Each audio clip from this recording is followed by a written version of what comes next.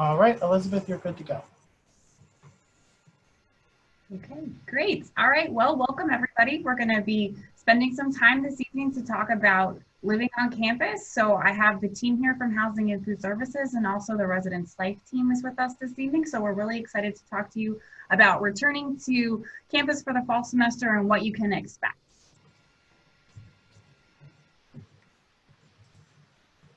So a couple of things that we're going to talk tonight are housing and food services. So we'll talk about our living in our residence hall and eating in our dining facility. Residence Life has a number of things to discuss with everyone. We're going to share with you a lot of our COVID-19 plans that we have put together for the fall semester.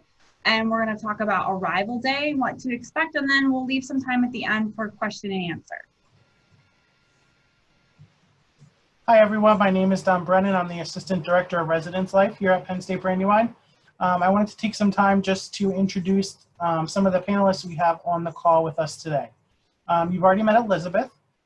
Gary Miller is our Interim Director of Student Affairs. He was not able to make the call today. We also have Neil Greca, who is one of our managers for Housing and Food Services. We have Colin Hiller, who is our other manager for Housing and Food Services. Jasmine Price, who's our coordinator for Orchard Hall within Residence Life. And on our staffs, we also have Dawn Messini and Sean Riley, who are our financial assistants, and were unable to make the call today. We also have two additional panelists on the line. We have Bridget O'Donnell, who's our Assistant Director of Student Engagement and Student Affairs. She is here to help us moderate, but also to answer any questions and give you some information on arrival and fresh start. Sergeant Sanjay Bridges also was asked to be here today but couldn't make it, so we'll try and answer some questions you might have about safety and university police here on the Brandywine campus.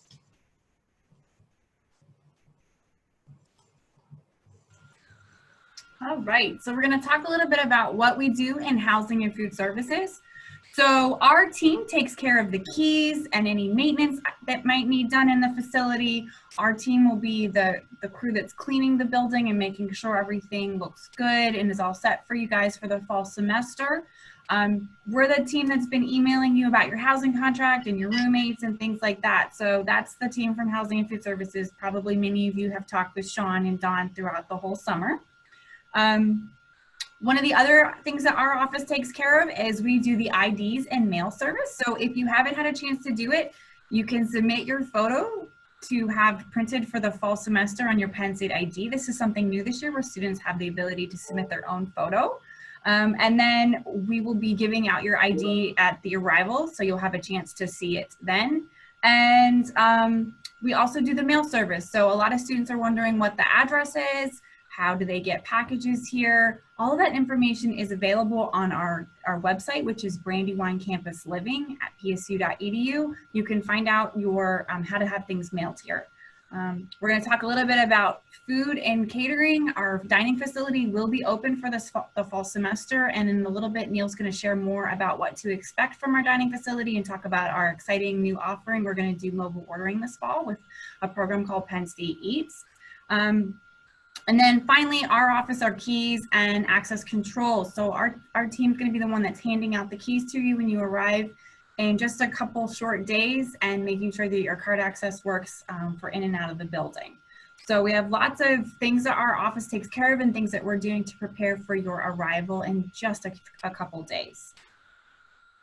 To get started, we're going to talk about our housing contract. This should be very familiar for the majority of you because you guys have all signed a housing contract. You paid the $100 deposit. You've signed a contract for both the fall and spring semesters.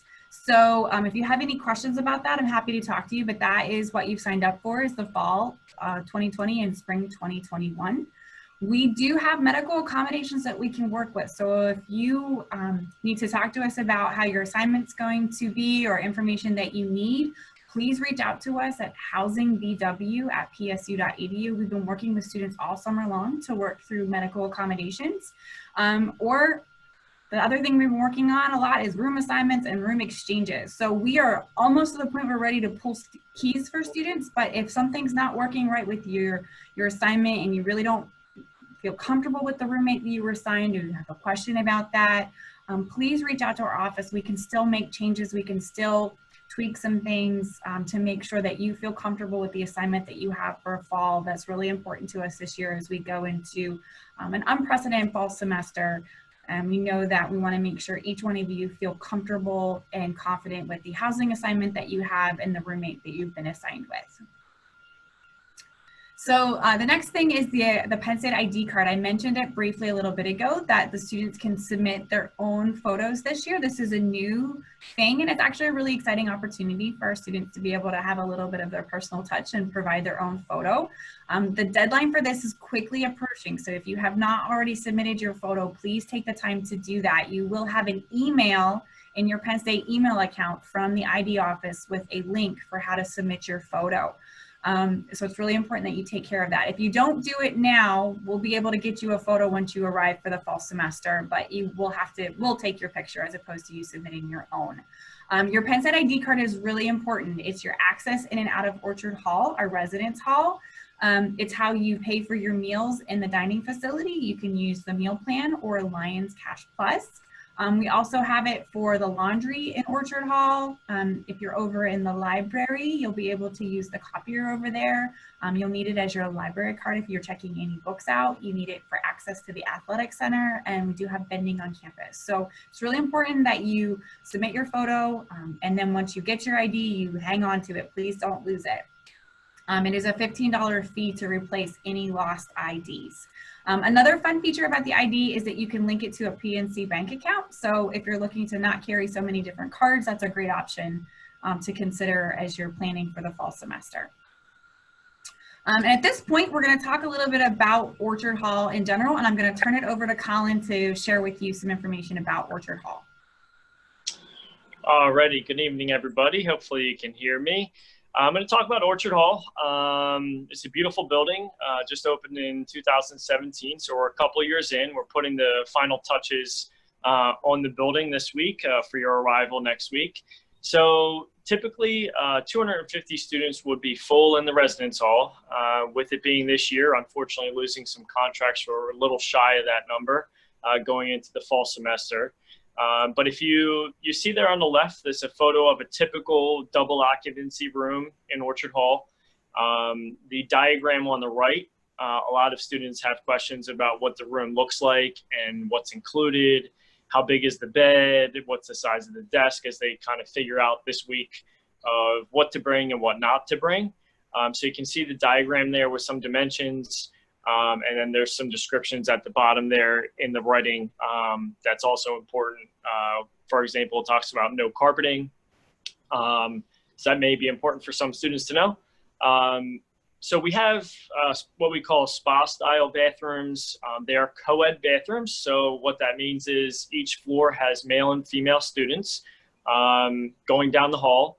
And then we have bathrooms with two community sinks that anyone can use, and then they have private locked bathrooms off of that community space of the bathrooms where they have an individual shower, toilet, sink, counter, where that locks behind them. So that's what the bathrooms look like, and we take the responsibility. We have a housekeeping staff every day of the week that takes care of our community spaces in Orchard Hall, including the bathrooms. We also have a community kitchen, laundry room, lounge and recreational space in the building. You see the asterisks there. Obviously, with COVID-19, we are finalizing plans for what those spaces are going to look like and how we have to go about things a little bit differently this year and for the fall. So there'll be more updates as we get closer and as you move in that RAs will be explaining, and we'll have more information from our staff for you as we get closer and as you arrive to Orchard Hall. So be on the lookout for those updates when you move in. All right, so as I mentioned, we are a little shy of that 250 number for students to be in Orchard Hall for the fall. So what you see there is our traditional double occupancy rate for the fall semester. And you see the single occupancy rate there that is a little bit higher. So what you can do is, if you're interested in getting a single room for the fall semester, that's the price you can go on to eliving.psu.edu, log on with your account, and you will be able to see a single room wait list that we're managing every day. Everything changes. We have students still interested in getting contracts. We have students that are canceling contracts.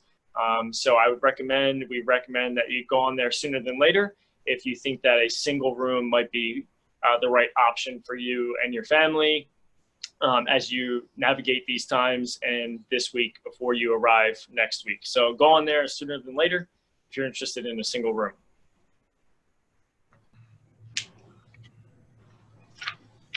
All right, so my name is Neil LaGreca, and I'm another one of the managers within Housing and Food Services. So I want to talk a little bit more about the food service operation. So I'll start by talking about the meal plans.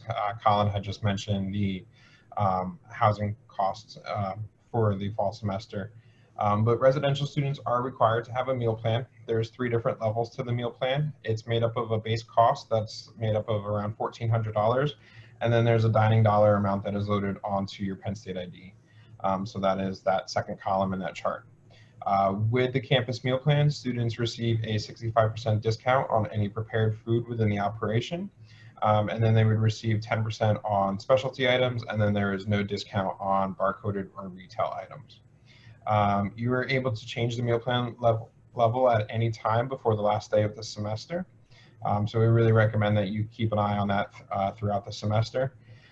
Any remaining dining dollars would be carried over from the fall semester to the spring semester, but it's forfeited at the end of the spring semester. So it's really important that at the end of the fall semester, even though it will roll over, that you're not going into the spring semester with too large of a balance from the fall semester.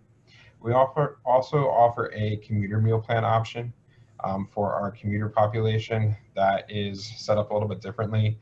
There is not a base cost associated with that.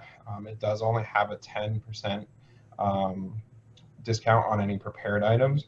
The other option that we have that's not displayed here is our Lions Cash, which anybody with a Penn State ID is able to load money onto Lions Cash. Lions Cash never expires. Residential students will need to load money onto Lions Cash to do laundry over in Orchard Hall. They could also use it at the bookstore and other operations or other restaurants or stores in the area. It's really popular at University Park, where a lot of the restaurants downtown or the Target out there does offer Lions Cash. It is something that we are working towards in this area to get more businesses to accept Lions Cash. The other thing going back between Lions Cash and commuter meal plan is that the commuter meal plan is set up the same way as the campus meal plan, that it will roll over from fall to spring as long as you have a commuter meal plan for the spring semester, but any funds would be forfeited at the end of the spring semester. Lions Cash that I had mentioned does not expire, so it stays with you the entire time that you're within Penn State, and you're able to load Lions Cash onto your ID either by seeing one of our cashiers or going online to add money. All right, so a little bit about the Blue Apple Cafe, which is our full-scale a la carte dining operation. It is the only dining operation on campus, but we are open 7 days a week. We have a large variety of options within the Blue Apple Cafe. So we offer pizza, pasta, grill, deli, a full-scale salad bar. Our chef's table that rotates through a 3-week cycle menu and offers a variety of options, anything from we do burritos to General Tso's chicken, to doing occasionally a surf and turf night. So we try to keep it fresh over at that station. And as I mentioned, it kind of rotates on a 3-week cycle. We also offer vegetarian options from that station as well. Something that all of our stations have are they are entree cards, and they list the top 8 allergens. So getting into dietary needs and accommodations, we realize that some students may have dietary restrictions. Penn State has 2 registered dietitians that are located at University Park, and I work very closely with them to accommodate any student requests. So we have students that are gluten-free, where we have gluten-free pizza or hoagie buns, bagels for in the morning. We work with students that are non-dairy or vegan, vegetarian, or may not eat pork. So we just ask that if you do have a dietary restriction, that you please reach out to us at foodservicebw@psu.edu, or you could visit the registered dietitian's website from getting it from psu.edu.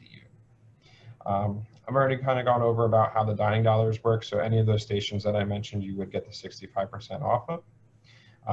Going into what the fall semester is going to look like, so we've had to make some operational changes, and they may even change throughout the beginning of the semester. But we're really looking at making sure that we're offering a safe experience to our guests and to our staff. So we've installed plexiglass around our cashier stations. We've limited the entrance and exit. We've increased the amount of touch points that we're doing for sanitizing and disinfecting, and we've had to reduce the seating within the dining hall.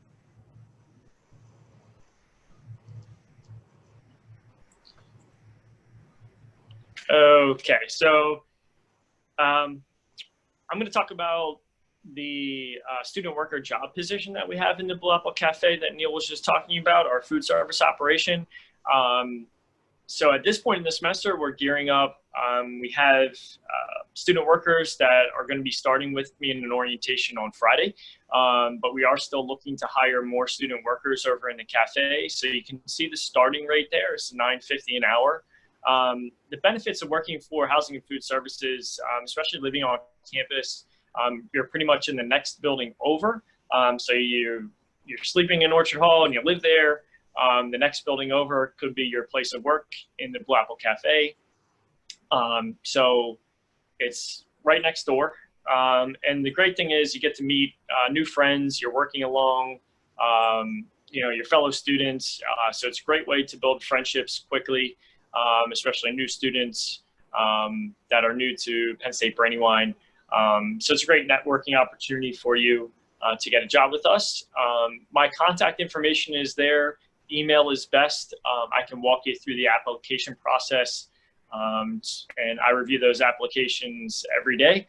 So once you apply for the position, we will offer it to you. You just have to be a full-time student at Penn State Brandywine going into the fall semester to apply. But just reach out to me, hopefully this week, and we can get you a job sooner than later.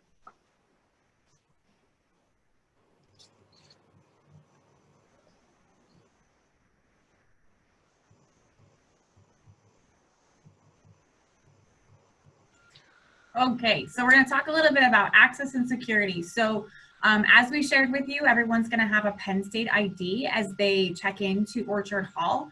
And that's going to be your key to the building. So it's really important that you keep your Penn State ID with you at all times. That is your key. You should not give that to anyone else. That is for you to use as you're entering and exiting Orchard Hall. Orchard Hall always stays locked. There's never a time that it's unlocked except for during our move-in day. Other than that, it is always locked. So that's really, really important for all of our students to remember. Our university police are always on duty. They are always a phone call away. And we have a wonderful group that we work with. They very much believe in community development. You will have a chance to get to meet all of the officers as you go through the semester. They check in with our students. They do programming with our students. I'm not sure what it's going to look like quite this year, but in general, they work very hard at having a really great relationship with all of our residents in Orchard Hall. They're here to support them as they're going through their academic year. As we have here, all of our officers are graduates of the Police Academy and are commissioned under state law. So they are all fully trained up in all of the things that they need to know to do their jobs. A question that the police officers always get, and if Officer Bridges was on the call, he would be answering these questions, but he's not with us this evening. But cars are permitted on campus for first-year students at Penn State Brandywine. We ask that students register their car. There will be some new instructions this year about registering your car because of COVID. I don't believe that parking passes will be handed out in the same manner as they have been in the past. However, cars still must be registered. So students will be able to do that through police services, and more information will be coming out about that process. But it's very important that students don't just show up with their car and don't go through the process of registering. So we just wanted to make everyone aware that they are permitted, but they must be registered to have their car on campus.